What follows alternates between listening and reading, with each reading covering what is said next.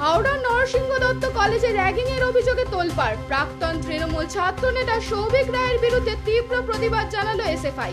Union রুমে ragging এর প্রতিবাদে বিক্ষোভ, পুলিশের সঙ্গে ধস্তাধস্তি। কুশপুতুল ছিনতাই করে গলিতে উধাও এক যুবক, পরে ধরা পড়লেও পুলিশ ছেড়ে দেয়। উত্তাল কলেজ চত্বর। আটক এসএফআই কর্মীদের মুক্তির দাবিতে থানার সামনে রাতভর বিক্ষোভ।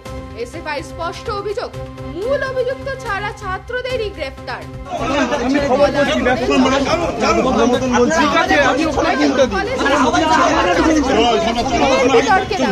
জড়িত সে এই ঘটনার ছেলে সৌভিক দাস, তার সঙ্গে আরো সৌভিক রায়, আরো কয়েকজন আছে, সোহেল সিদ্দিকী সহ আরো কয়েকজন আছে, যারা এই গুন্ডামিটা, এই ধরনের কর্মকাণ্ড ছাত্র ইউনিয়নে বসে তৈরি করেছে। নির্বাচন নেই, কার্যত অগণতান্ত্রিক ভাবে তারা দখল করে রেখে ছাত্র সংসদকে।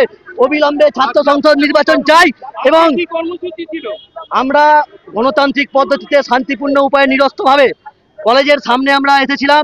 আমরা বিক্ষোভ কর্মসূচি দেখাবো বলে তৃণমূলের দলদাস পুলিশ তৃণমূলের নেতাদের নির্দেশে আমাদের কমরেডদের গ্রেপ্তার করলো, মারধর করলো এবং একজন পুলিশ দায়িত্ব নিয়ে আমাদের কমরেডদের মারধর করেছে, মাথা ফাটিয়েছে, গায়ে হাত দিয়েছে, যৌনাঙ্গে হাত দিয়েছে পুলিশ। এবং যে কুশপুতুল ছিল সেই কুশপুতুলকে পুলিশ বাহিনী চুরি করে নিয়ে চলে গেছে। যে পুলিশ সিভিল ড্রেসে ছিলেন সে তৃণমূলের গুন্ডাও হতে পারে, তৃণমূল করে। আমরা ধরেছি তাকে, পুলিশের হাতে দেয়া হয়েছে, পুলিশ কি করে আমরা দেখবো।